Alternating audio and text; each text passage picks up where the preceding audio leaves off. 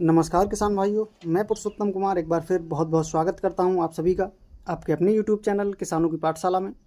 किसान भाइयों, जब हम धान की रोपाई करते हैं तो हम रोपाई से पहले अक्सर ये सोचते हैं कि इस बार हम अपनी धान की फसल में कौन सा खाद डालें, और जो भी खाद हमें लगाने हैं उनको रोपाई से पहले लगाने हैं या रोपाई के बाद लगाने हैं, और कौन सी खाद धान की फसल के लिए सबसे अच्छी रहती है। तो किसान भाइयों, आज की इस वीडियो में मैं आपको कुछ ऐसे तरीके बताऊंगा जिनको अपनाकर आप अपनी फसल में कम खाद डालकर भी अपनी फसल से एक बेहतर उत्पादन प्राप्त कर सकते हैं। आपकी फसल बहुत ही अच्छी ग्रोथ करके चलती है। तो किसान भाइयों, मैं आपको कि धान की रोपाई आपको कैसी करनी है, जुताई किस प्रकार करनी है, इसके साथ ही आपको बेसल डोज के रूप में कौन सी खाद डालनी है, और धान की रोपाई के बाद आपको कौन सी खाद डालनी है, इन सभी के बारे में आज की इस वीडियो में आपको मैं पूरी जानकारी देने वाला हूं। तो वीडियो को लास्ट तक जरूर देखें, जिससे कि आपको एक सही और सटीक जानकारी मिल सके।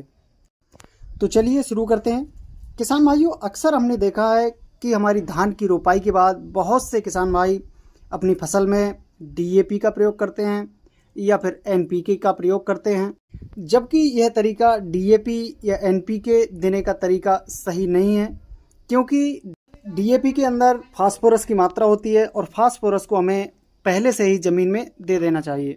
क्योंकि किसान भाइयों, फास्फोरस एक स्थिर रहने वाला तत्व है, यानी कि अगर यह पौधों की जड़ों के पास रहता है तो यह जड़ों के द्वारा ले लिया जाएगा, वरना जिस जगह आपने फास्फोरस को डाला ये वहीं पर पड़ा रहता है। तो इसीलिए ही कहा जाता है कि फास्फोरस को जब भी आप दें तो पहले से ही मिट्टी में अच्छी तरह से मिला दें, जिससे कि वो पौधों को आसानी से प्राप्त हो सके। किसान भाइयों, अब हम बात करते हैं कि हमें धान की रोपाई से पहले बेसल डोज के रूप में कौन कौन से खादों को लेना है। तो किसान भाइयों, बेसल डोज के रूप में आपको जो खाद लेने हैं वो लेने हैं 50 किलोग्राम प्रति एकड़ के हिसाब से DAP, या फिर 50 किलोग्राम प्रति एकड़ के हिसाब से आप NPK ले सकते हैं।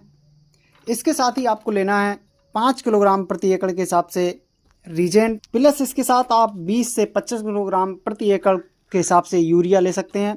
किसान भाइयों, इन तीनों खादों का जो कॉम्बिनेशन है वो आपकी फसल के लिए बहुत ही अच्छा रहता है। बेसल डोज के रूप में आप इन तीनों खादों को एक साथ मिलाकर डाल सकते हैं। किसान भाइयों, अगर आप किसी कारणवश बेसल डोज के रूप में इन खादों का इस्तेमाल नहीं कर पाते हैं तो आप धान की रोपाई के बाद आपको किन खादों का इस्तेमाल करना है, जिससे कि आपकी जो फसल है वो बहुत ही अच्छी तरह से ग्रोथ करके चले।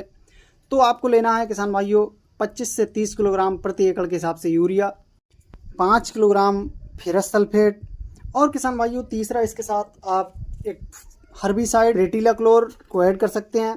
अगर आपकी फसल में खरपतवारों की समस्या रहती है तो आप रेटिलाक्लोर की 600 ml मात्रा को प्रति एकड़ के हिसाब से ऐड कर सकते हैं। इन तीनों को किसान भाइयों आप धान की रोपाई के तुरंत बाद लगा सकते हैं। किसान भाइयों, जब आप ये दवा लगाते हैं तो आपको दवा लगाने के 36 घंटे बाद तक अपनी फसल में पानी को भरे रखना है। तो किसान भाइयों, इस प्रकार से आप धान की रोपाई से पहले इन खादों का इस्तेमाल कर सकते हैं जो कि इस वीडियो में आपको बताई गई हैं, या फिर आप धान की रोपाई से पहले इस्तेमाल नहीं कर पाते हैं तो आपको धान की रोपाई के बाद किन खादों का इस्तेमाल करना है, जिससे कि आपकी फसल एकदम स्वस्थ और हरी भरी होकर चले और अंततः आपको अपनी फसल से बहुत ही अच्छा उत्पादन देखने को मिले। किसान भाइयों, जानकारी पसंद आई हो तो वीडियो को लाइक एवं शेयर जरूर करें।